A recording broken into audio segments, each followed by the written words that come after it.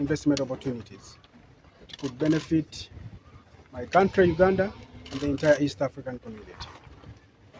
And I traveled with him on the same private jet from Uganda, landed at Wilson, only to face some kind of fracas where he was disassociated from me, his host from Uganda. But what beats my understanding, even while in Uganda, there were lots of reports that Harun was a terrorist, even before he left Kenya. Now, within the East African Community protocols, I don't think Kenya would allow a terrorist to travel to Uganda. I don't think so. So we understand that there is a political terrain in Kenya, but we all appeal to the people responsible that let's keep politics out of business. Because if you attack business, you're attacking employment opportunities for East Africans, Kenyans, Ugandans, Tanzanians, whatever.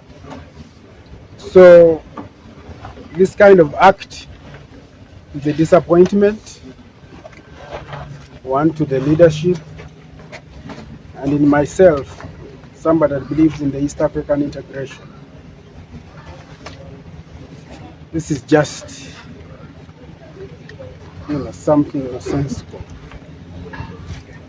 But also I would want to take this opportunity to respond to a section of MPs from the ODM who attacked my President Yoweri Museveni, attacked the ruling NRM party, even as though they were doing it to gain political momentum. They need to be schooled on matters diplomatic relations, interstate relations, because you don't attack the person of the President of the Republic of Uganda.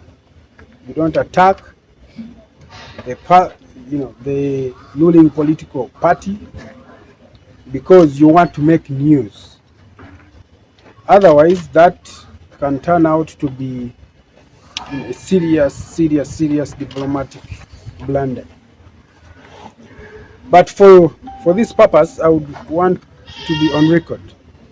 I myself, Dr. Paul Bamutaze, invited Harun to Uganda to do something similar that he was trying to do for Kenyans since 2018, because we believe in one community. We believe in a wider East African integration.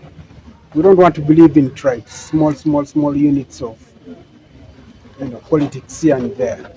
We want to believe in a wider community that will give our people jobs, that will give our people hope, that will give our people future from global persecution. That's what we believe in, and that's what my president believes in. All of you understand that President Yoweri Kaguta Museveni has championed the integration ever since the first collapse. He's the one that ignited, the reignation of this community, because he knows that at the end of the day, Kenya cannot stand alone, Uganda cannot stand alone, Tanzania cannot stand alone, Rwanda, Burundi cannot stand alone, South Sudan, DRC. But together as a bloc, we can sit at the negotiating table. That's the vision of my president, and I'm sure all of you here have been following President Museveni and his vision for one East Africa, at least one East Africa, even when the wider integration of Africa is at stake. But at least we can start with blocks, and that has been the vision of my president. So such acts demoralize me as a person who has been pushing this integration agenda. You travel with somebody on the same aircraft, he's been discussing integration and how his zeal towards the African race his contribution that he can bring on table for us East Africans, and then you land at the airport and the person is taken away from you. That is demoralizing. Now, I would want to just appeal to the people responsible in the Republic of Kenya, and the wider East African bloc.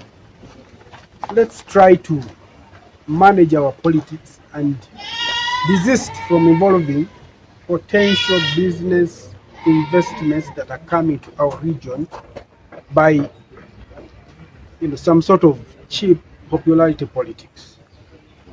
That's my humble appeal. You understand? And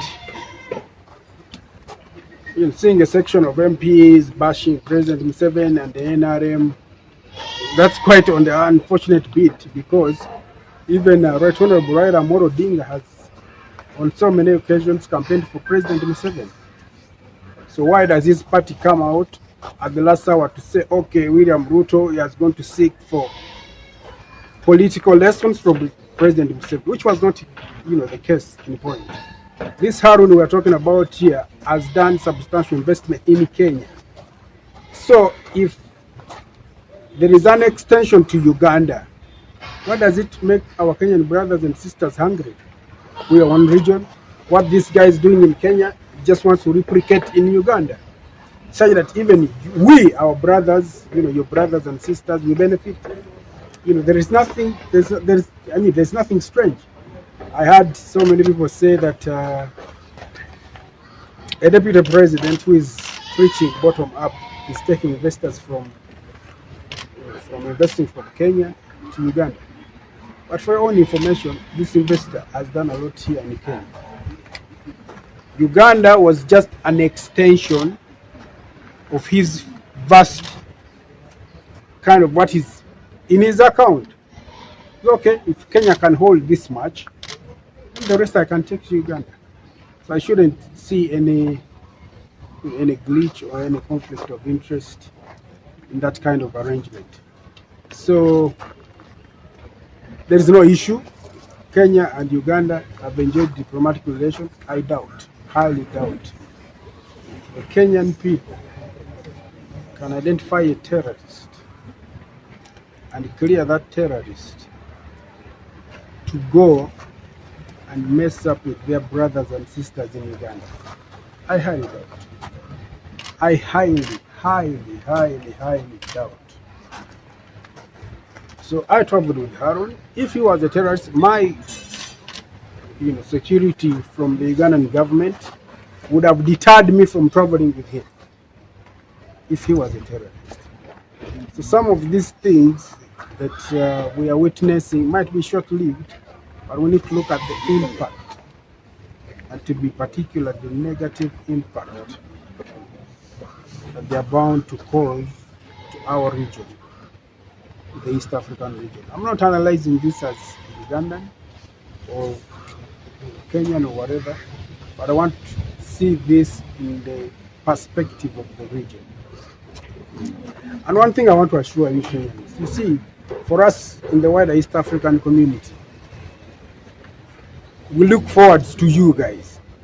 But if only you people could get away from this cheap tribal politics, then Kenya is the next thing. We look at you as our economic hub of the region, as a one-stop center in terms of economic dynamics. But one thing we request you is don't let us down, because a credible government, before concluding on anything, there will be thorough investigation. I'm sure if this guy was a terrorist, believe you me, President Uhuru Kenyatta will pick up the phone call and call President Museveni. So that guy that he is coming there with my deputy president, he's a terrorist. So we get him off, let my deputy president come to Uganda, conduct his visit as an East African, mark my words. So even with the little progress that we're trying to make, advancing to regional integration, political federation, these are some of the small glitches that make us lose hope. And like the coronavirus has taught us, the world over, not even the global powers are thinking, no, they're not thinking about us. So we need to think about ourselves. And this is the opportunity. You cannot talk about diplomacy when you lock somebody, you lock the embassy, for heaven's sake, embassy to which you sign diplomatic protocols from accessing a client. In the first instance, if you had an issue of terrorism against this guy, I'm sure, beyond reasonable doubt, that you would contact the tax embassy. So I hope that this turns around to be a positive thing for all of us, and we just leave it up to God and the leaders within the East African community. Thank you.